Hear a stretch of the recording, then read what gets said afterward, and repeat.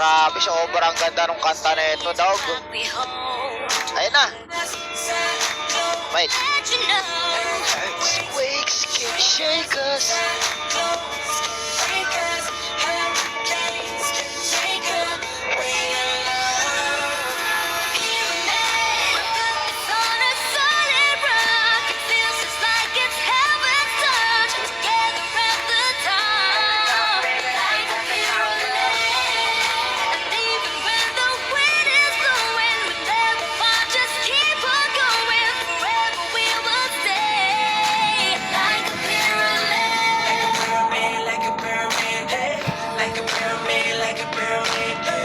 Matugtugan, no?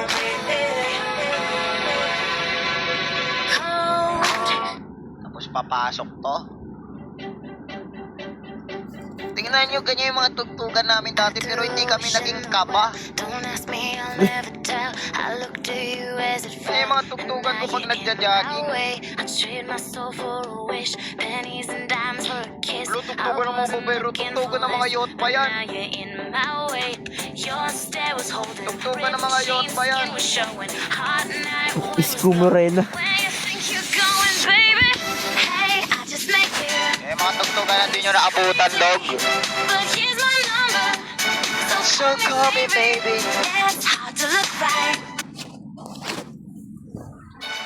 Yan yung mga pinapatugtugan ba nagja-jogging daw sa ito.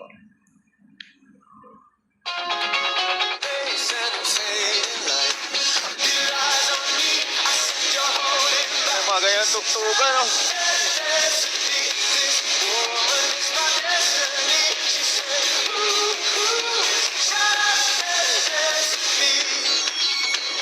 Tapos ito kasagsagan pa nito dati yun, ni Miley Cyrus. Nabutan nyo ba si Miley Cyrus?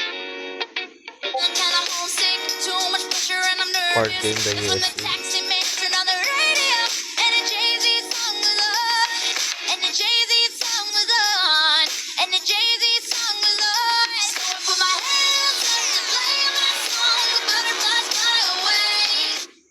Kiyomi ang putik. Tatay ka na. Tatay ka na, dog. Kiyomi ang putik. Diyan, kurang mo na. Pasensya ka na, 2010 kasi ako pinanganak, hindi ko naabutan yan. Ito kasi naabutan ka eh.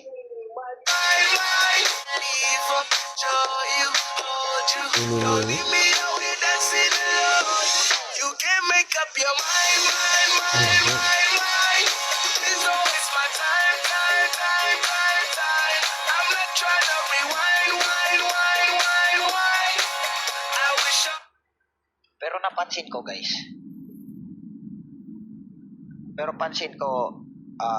Sa singing industry, parang may ano rin eh, no, face shame something sa singing industry. Pansinin nyo, guys.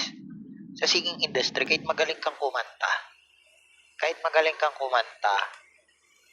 hindi ka sisikat kung wala kang itsura. Sabihin na natin sa The Voice, di naman natin sinasabing walang itsura yon. Pansinin nyo sa The Voice, wala tayong sasabing pangalan, pero sure ako may papasok agad sa isip nyo. Yung mga natalo sa The Voice, second runner-up, third runner-up, sumikat kasi may itsura sila. Pero yung mga nanalo, walang sumikat, di ba? Pansin nyo? Di ba sa The Voice, yung mga nag-top 1, hindi sila sumikat. Kasi alam nyo naman, hindi naman sa ano tayo, pero hindi sila ganun kay itsura. Pero yung mga nag-top 2, top 3, top 4, top 5, hindi sila ganun, hindi sila yung nanalo, pero sila yung sumikat kasi may itsura sila. Pansin nyo?